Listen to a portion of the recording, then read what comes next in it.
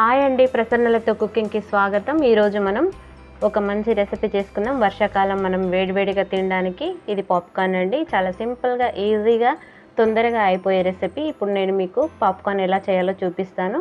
Popcorn కోసం మనకు popcorn seeds దొరుకుతూనే ఉంటాయి అన్ని షాపులలో. దానికంటే ముందుగా మనం ఒక కుక్కర్ పెట్టుకుందాము. నేను ఇంట్లో పాతగా యూజ్ చేసే కుక్కర్ అండి ఇది. దీంట్లో అయితేనే చాలా బాగా అవుతాయి. మందంగా ఉండాలి గిన్నె కూడా. ఇప్పుడు కుక్కర్ పెట్టుకొని అందులో నూనె, పసుపు వేసాను. ఇప్పుడు నేను ఒక కప్పు పాప్కార్న్ సీడ్స్ వేస్తున్నాను. వీటిని మనము ఇలా మనం చపాతీకి చేసుకునే కర్రతో చేస్తే చాలా బాగా పూలలాగా పొంగుతాయి. కాబట్టి ఇది యూజ్ చేస్తే బాగా మన ఇళ్ళల్లో చపాతీలు ఎలాగో చేసుకుంటాం, కర్ర ఉంటుంది కదా, కాబట్టి దీంతో కలుపుతున్నాను. ఇలా దానితో కలపడం వల్ల అవి చాలా బాగా గుల్లగా విచ్చుకుంటాయి, చాలా పెద్ద పెద్దగా పువ్వులాగా వస్తాయి అన్నమాట. ఇలా కలుపుతూ ఉండాలి. నూనె వేసాము. నూనె బాగా వేడైన తర్వాత ఉప్పు వేసుకుందాము రుచికి సరిపడా. ఇప్పుడు పాప్కార్న్ సీడ్స్ అన్నీ మనం ఇలా కలుపుకోవాలి ఒక 2 minutes వరకు.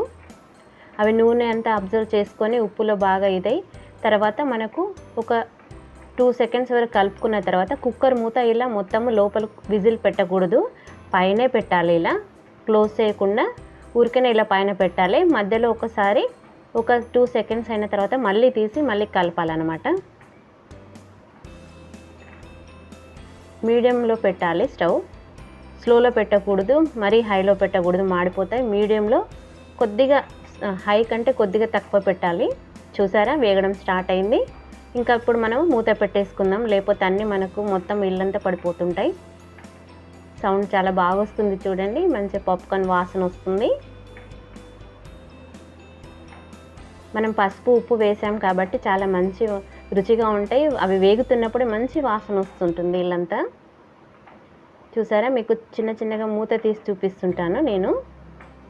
చాలా సింపుల్గా, ఈజీగా ఇంట్లో పిల్లలు అడిగినప్పుడు కానీ, మనకు తినాలనిపించినప్పుడు కానీ, ఈ వర్షాకాలం వేడివేడిగా చూసారా కనపడుతుంది కదా. చాలా సింపుల్గా, ఈజీగా, తొందరగా చేసుకోవచ్చు వేడివేడి పాప్కార్న్ మనం ఇంట్లోనే. మనం కనుక పాప్కార్న్ సీడ్స్ తెచ్చుకుంటే. చూసారా, ఎగిరి పడింది ఒకటి. ఇలాగే మనము దాన్ని కలుపుతూ చూసారా పడుతున్నాయి. చాలా తొందరగా 5-7 minutesలోనే అయిపోతుంటాయి. మనం ఎన్ని కావాలంటే అన్ని చేసుకోవచ్చు. మనకు తినాలనిపించినప్పుడు ఇలా కుక్కర్ మూత తీసి కలుపుకుంటే కింద కూడా ఏమన్నా గింజలు ఇంకా మిగిలిపోయినవి ఉంటే అవి కూడా పొంగుతాయి. చూసారా ఎంత బాగానో, చాలా మంచి వాసన వస్తుంది. చూసారా, మీకు తీసి చూపిస్తున్నాను. 7 minutesలో కంటే కూడా తక్కువనే తొందరగా అయిపోతుంది ఇది. ఇప్పుడు మీకు ఇంకొక రెసిపీ చూపిస్తాను. చాలా సింపుల్గా, ఈజీగా అయిపోయే రెసిపీ. చూసారా, నేను బుట్టలో తీసి చూపిస్తున్నాను. ఎంత బాగున్నాయి కదా వేడివేడిగా. ఇప్పుడు ఒక కడాయి పెట్టుకొని కడాయిలో మనము ఉప్పు వేసుకుందాము. ఏ ఉప్పు అయినా పర్వాలేదండి, ఉప్పు మాత్రం చాలా వేడిగా అయిపోవాలి. ఇప్పుడు శనగలు మీకు ఎలా రోస్టెడ్ చనా ఎలా చేయాలో బయట వేడివేడిగా అమ్ముతుంటారు కదా, అవి మనం ఇంట్లోనే ఈజీగా ఎలా చేసుకోవచ్చో మీకు చూపిస్తాను. ఇలా శనగలు అయితే మనం ఇంట్లో తెచ్చుకుంటాం కూర చేసుకోవడానికి. వాటికి కొద్దిగా ఉప్పు వేసి, పసుపు వేసి, కొద్దిగా నూనె వేయాలి. నూనె వేసి లైట్గా 1/2 teaspoon వేస్తే సరిపోతుంది.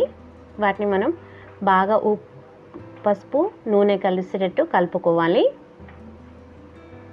చూసారా, ఇట్లా అన్ని గింజలకి పసుపు నూనె పట్టాలి. దాన్ని పక్కన పెట్టేసుకొని మనం సాల్ట్ పెట్టేసుకుందాము. నేను పాప్కార్న్ చేసేటప్పుడే దీంట్లో నేను ఉప్పు వేసి బాగా వేడి చేశాను, వీడియోలో తొందరగా చూపించడానికి.